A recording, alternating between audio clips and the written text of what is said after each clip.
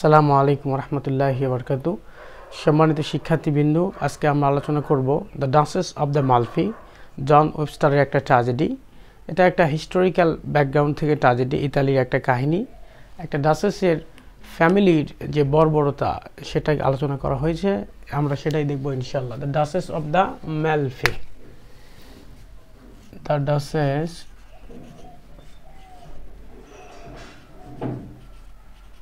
Duchess of the Malfi, লিখেছেন জন Webster. জন Webster. তো এই ডাচেস, ইনি হচ্ছেন ইতালির একজন রাজকন্যা, একটা ফ্যামিলির, একটা রাজ পরিবারের একটা রাজকন্যা। হ্যাঁ, তো এই রাজকন্যা, সে তার বিয়ে হয়েছিল একটা জায়গায়, কিন্তু তার স্বামী মারা গিয়েছে, সে সবেমাত্র বিধবা হয়েছে। তো তার দুইজন ব্রাদার ছিল যারা তাদের রাজতন্ত্রটাকে শাসন করত, কিন্তু তারা ছিল খুব লোভী, তারা ছিল খুব অহংকারী। হ্যাঁ, একজনের নাম ছিল কার্ডিনাল, একজনের নাম ছিল কার্ডিনাল, আরেকজনের নাম ছিল ফার্ডিনান্ড।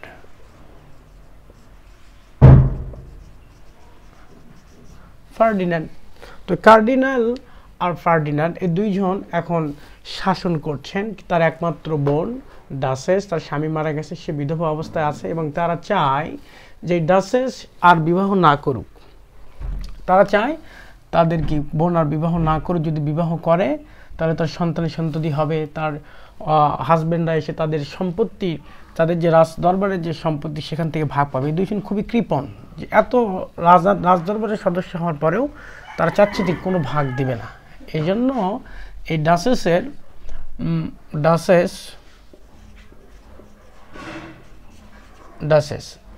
ওকে, ঠিক আছে। ডাচেসের দেখাশোনা করার জন্য এই যে কার্ডিনাল, এর একজন দাস ছিল, ডাচেসকে দেখার জন্য দাস ছিল, তার নাম হচ্ছে বসোলা। তার নাম হচ্ছে কি? বসোলা। ইনি হচ্ছে master mind of this tragedy. এই বসোলা জেল থেকে বের হয়েছেন শুধুমাত্র। তো বসোলাকে বলছে যে আমার বোন, তাকে আমরা রেখে গেলাম ইতালিতে রেখে গেলাম, আর আমরা রোমে চলে যাচ্ছি। সুতরাং তুমি কি করবা, সব সময় আমার বোনকে দেখে রাখবা, সে কি করে, কার সাথে ঘোরে, সেটা দেখে রাখবা। হ্যাঁ, তো এই রাজদরবারে ডাচেসের একজন বডিগার্ড ছিল, তার নাম হচ্ছে অ্যান্টোনিও, বা তার আশেপাশে থাকতো, তার দেখাশোনা করতো এই অ্যান্টোনিও। হ্যাঁ, তো অ্যান্টোনিও এবং ডাচেস দুজনকেই পছন্দ করতো। হ্যাঁ, কিন্তু এই যে এত রিস্ট্রিকশনের মধ্যে ডাচেস অ্যান্টোনিওকে কখনোই বলতে পারে না সে তাকে ভালোবাসে। অ্যান্টোনিওর একজন বন্ধু ছিল, নাম ছিল ডিলিও। তো ডিলিও, সে অ্যান্টোনিও বলছে যে ভাই, অ্যান্টোনিও ডিলিওকে বলছে, ভাই এই যে ডাচেস কত একজন শান্ত, একজন ভদ্র, একটু মার্জিত মেয়ে, কিন্তু তার ভাইরা দুইটা হচ্ছে ভিলেন, বাংলা ছবির ভিলেনের মতো। তারা কি তাদের বোনকে বঞ্চিত করতে চায়। তো এমন সময় ডাচেস আর অ্যান্টোনিও এদের বিবাহ হয়ে যায়, ম্যারেজ হয়ে যায়। হ্যাঁ, এরা গোপনে বিবাহ করে ফেলে।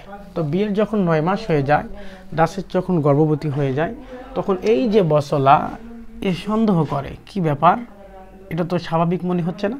সেজন্য সে ডাচেসকে কিছু ফোর্স দেয়, খাওয়ার জন্য কিছু ফোর্স দেয়। এই ফোর্সটা খেয়ে ডাচেসের কি প্রেগন্যান্সির যে ব্যথা সেটা উঠে যায়, এবং থামাম প্রাসাদে হই হুল্লোড় পড়ে যায়। কিন্তু এই ব্যাপারটাকে অ্যান্টোনিও এবং ডাচেস দুইজন খুব হ্যান্ডেল করে, যে আসলে এটা অসুস্থতা, এটা অন্য কোনো ব্যাপার নয়। হ্যাঁ, তো এই যে অ্যান্টোনিও, তাদের যে সন্তানটা হয়েছে, এই সন্তানের একটা হরোস্কোপ ছিল। হ্যাঁ, হরোস্কোপ ছিল, যেটা কি এই বসোলা দেখে ফেলেছে। সে যখন দেখে ফেলে, তখন সে 100% শিওর হয়ে যায় যে এই সন্তানটা অবশ্যই ডাচেসের, কিন্তু সে জানে না এর বাবাকে। এই যে ফার্ডিনান্ড এবং কার্ডিনান্ড, দুই ভাই কোথায় চলে গেছেন? রোমে। দুই ভাই চলে গেছেন কোথায়? রোমে। সেখানে বসোলা রোমে পাঠায় দেয় খবর, যে কি আপনাদের এই যে দেখেন, আপনাদের বোনের এই অবস্থা, তার সন্তানের এই যে হরোস্কোপ। তখন কি করে কার্ডিনান্ড ডাচেসকে ডাকে, ডাচেসের কাছে এসে তাকে একটা নাইফ দেয়, নাইফ দিয়ে বলে, তুমি নিজেকে নিজে হত্যা করো, এটা কাজ করছো, একটা রাজ পরিবারের ফ্যামিলির মেয়ে, তুমি যে কাজটা করছো এটা কি শোভনীয় নয়। কিন্তু ডাচেস সেটা করে না এবং সে নিজের স্বামীর নামও বলে না। তখন কার্ডিনাল এবং ফার্ডিনান্ড আবার রুমে চলে যায় এবং বসলাকে বলে যায় যে তুমি অতি শীঘ্রই এই ডাচেসের স্বামীকে বের করো, যার সন্তানটা তার পেটে হয়েছে। এভাবে চলতে থাকলো। তখন অ্যান্টনিও এবং ডাচেস তারা ভাবলো যে এই প্রাসাদটা তাদের জন্য নিরাপদ নয় যেখানে তারা আছে, আর দুইটা ক্রিমিনাল ভাই যেখানে তাদের উপর হস্তক্ষেপ করছে। তখন ডাচেস বললো যে অ্যান্টনিওকে বলে, শোনো, তুমি যে আমার যে বডিগার্ড আছো, আমার যে তুমি দেখা সাক্ষাৎ করো, এই পথ থেকে আমি তোমাকে বহিষ্কৃত করে দিই এবং তুমি দূরে কোথাও চলে যাও। তুমি চলে যাওয়ার পরে আমিও প্রাসাদ থেকে চলে যাব, ঠিক আছে? ডাচেস যখন অ্যান্টনিওকে রাজ দরবার থেকে বহিষ্কার করলো, তখন বসলা একটা কৌশল খেটে অ্যান্টনির পক্ষ নিয়ে বললো, ভাই আপনি কেন চলে যাচ্ছেন? আপনি অনেক দিন ধরে প্রাসাদে আছেন। তখন ডাচেস ভাবলো যে বসলা অবশ্যই ভালো মানুষ, কারণ অ্যান্টনিও চলে যাচ্ছে, এতে তার ব্যথা হচ্ছে। সুতরাং সে তাকে কি সমস্ত কথাগুলো বলে দেয় যে আমার স্বামী, এটা আমার সন্তান, এরকম এরকম সমস্ত কথা যখন বলে দেয়, তখন এই ঘটনাটা কি আবার সে রোমে পাঠিয়ে দেয়, ফার্ডিন্যান্ড এবং কার্ডিনালের কাছে পাঠিয়ে দেয়। তখন সেখান থেকে ঘোষণা আসে, অ্যান্টনিওকে কি যেখানে পাও সেখানে আমার সাথে দেখা করতে বলো, আর ডাচেস তাকে কি আমার কাছে নিয়ে আসো। অ্যান্টনিওর কাছে যখন এই খবর যায় যে কার্ডিনাল আর ফার্ডিন্যান্ড তাকে দেখা করতে বলেছে, সে বুঝতে পারে কুসমে কুস কালা হে, ধার্মে কুস কালা হে। সে কি করে, তার সন্তান এবং সে সেখান থেকে পালিয়ে মালফিতে চলে আসে।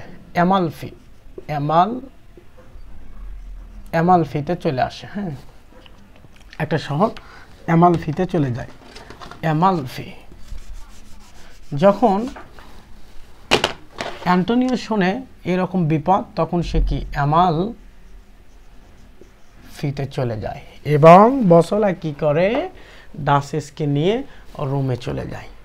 তো প্রথমবার যখন তাকে হাতে নাইফ দিয়েছিল যে তুমি নিজেকে হত্যা করো, তখন কার্ডিনাল একটা সিদ্ধান্ত নিয়েছে যে সে তার বোনের মুখ কখনোই দেখবে না। সেই অন্ধকারে গিয়ে তার বোনকে কি বকাঝকা করতে থাকে। এই সময় বসলা ভাবে যে এত বকাঝকা করার কিছু নেই, তাকে কি করা হোক, হত্যা করা হোক। সে ছদ্মবেশ নিয়ে ডাচেসের কাছে যায় এবং সেখানে কিছু মার্ডাররা গিয়ে ডাচেসকে হত্যা করে। যখন কার্ডিনাল ওই কারাগৃহে যখন দেখে তার বোনের এবং তার বোনের সন্তানের ডেড বডি পড়ে আসে, তখন সে পাগলের মতো হয়ে যায়। যেটা কি করলাম? বসলাকে বলে, তুমি এটা কি করলা? এই কাজটা তো তোমার ঠিক হয় নাই। যদি তুমি মারছো, এর জন্য তুমি কোনো পেমেন্ট পাবা না, ঠিক আছে? কোনো পেমেন্ট পাবা না, কারণ তুমি আমার নিজের বোনদেরকে মারছো। এই কথাটা কি মোটেও ঠিক নয়। তখন অ্যান্টনিও আবার মনে মনে ভাবতেছে যে কি, আমার ডাচেসকে যখন তার ভাইরা এত নির্যাতন করছে, তখন আমি এই রাজদরবারে যাব, আমি রোমে যাব, তাদের কাছে ক্ষমা চাইবো, মাপ চাইবো, সমস্ত কিছু বর্ণনা করে দেব। ইন দ্য মিন টাইম এখানে একটা ঘটনা ঘটে। এই যে কার্ডিনাল, এর একজন গার্লফ্রেন্ড ছিল, নাম হচ্ছে জুলিয়া। এই জুলিয়া যখন বসলাকে দেখলো, তখন সে বসলার প্রেমে পড়ে গেল। লাভ অ্যাট ফার্স্ট সাইট। তখন বসলা তো মাস্টার মাইন্ড, সে বলছে যে শোনো, আমি জানি তুমি কার্ডিনালের প্রেমিকা ছিল, তুমি যখন আমাকে পছন্দ করেছো, তাহলে তুমি কার্ডিনালকে যে বলবা সে যেন এই যে ডাচেসকে হত্যা করার টাকা আমাকে দিয়ে দেয় এবং আমার সাথে যেন মিশমাশ করে নেয়। তখন জুলিয়া কার্ডিনালের কাছে যায়। তখন কার্ডিনাল তো বুঝতে পারে এই চিজ আর আমার নাই, এই গার্লফ্রেন্ড আর আমার নাই, এই অন্য ধান্দা নিয়ে এসে। তখন সে একটা বুদ্ধি করে তাকে একটা বই দেয় এবং বইকে চুমু খেতে বলে। সেই বইয়ে সে কি বিষ মিশিয়ে দেয়, সেখানে কি জুলিয়া মারা যায়। জুলিয়া যখন মারা যায় এবং তখন আনফর্চুনেটলি দেখা যায় যে ডাচেসও মরে নাই এবং তার সন্তানরাও কি বেঁচে গেছে জেলখানার ভিতরে। তখন বসলা মনে মনে সিদ্ধান্ত নেয়, এই যে অ্যান্টনিও ডাচেসের সাথে সে যে একটা বিশ্বাসঘাতকতা করেছে, এটা কি সে প্রায়শ্চিত্ত করতে চায়। সে ফার্ডিন্যান্ড এবং কার্ডিনালকে দুইজনকে হত্যা করে এদের দুইজনকে কি করতে চায়, ক্ষমতা দিতে চায়। এই একটা কাহিনী।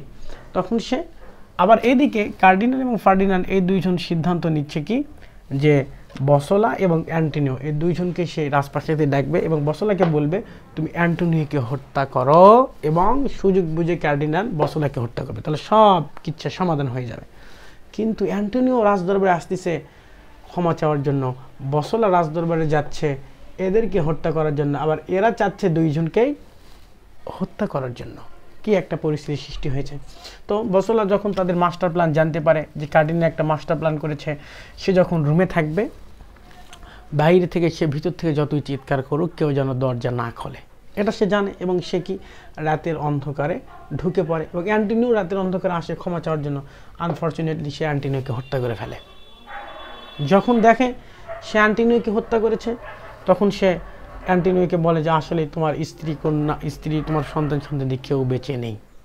তখন কার্ডিনাল এবং বসলার মধ্যে একটা সংঘর্ষ বেড়ে যায়, এ ওকে হত্যা করে। এবং ফার্ডিনান্ড যখন দেখে যে চার ভাইকে হত্যা করেছে, সেও কি তার সাথে করে, যুদ্ধ করে। এক পর্যায়ে দেখা গেল ডাসেস মারা গেছে, অ্যান্টনিও মারা গেছে, কার্ডিনাল মারা গেছে, ফার্ডিনান্ড মারা গেছে এবং বছলাও নেই, সব শেষ। এখানে শুধু একজন বেঁচে আছে, এই যে অ্যান্টনিওস সান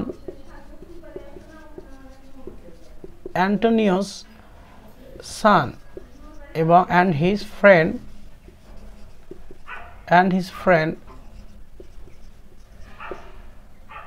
his friend ডিলিও। এবার এই যে রোমে এসে অ্যান্টনিওর ফ্রেন্ড সান এবং অ্যান্টনিওর বড় পুত্র এবং তার ফ্রেন্ড ডিলিও এসে দেখে সব ম্যাসাকার হয়ে গেছে এবং সে সিদ্ধান্ত নেয় সে তার সন্তানকে বড় করবে এবং এই যে ডাসেস, এই যে রাজপ্রাসাদ তার কি সেখানে তাকে বসায় দেবে। দেখছেন না, একটা মিস ইনফরমেশনের কারণে, একটা ইগোর কারণে এখানে একটা কি পরিস্থিতি সৃষ্টি হয়ে গেল, যার কারণে এখানে এই পরিস্থিতি সৃষ্টি হওয়ার একটাই কারণ কি, ইগো, তাদের দাম্ভিকতা। এই দাম্ভিকতার কারণেই তারা কি নিজের জীবন হারালো, নিজের বোনকে হারালো, নিজের বোনের জামাইকে হারালো, সন্তান সকলকে হারালো। তো এখান থেকে জন ওয়েবস্টার একটা কথাই বোঝাতে চেয়েছেন যে মানুষ যখন অতিরিক্ত সম্পদের মালিক হয় তখন সে ভালো মন্দ একটা গর্ব, একটা অহংকারের ভিতরে থাকে, ভালো মন্দ পার্থক্য করার যে বিবেচনা সেটা সে হারিয়ে ফেলে এবং পরবর্তীতে যখন তার নিঃশেষ হয়ে যায় তখন সেটা রিয়েলাইজেশন হয়। আশা করি সম্মানিত শিক্ষার্থীবৃন্দ একটি কঠিন চ্যাপ্টার আপনাদের কাছে মনে হবে, আসলে কঠিন নয়, একটু বুঝে দেখানো হয়েছে। ইনশাআল্লাহ আপনারা বুঝতে পারবেন। দেখা হবে অন্য কোনো ভিডিওতে। আসসালামু আলাইকুম ওয়া রাহমাতুল্লাহ।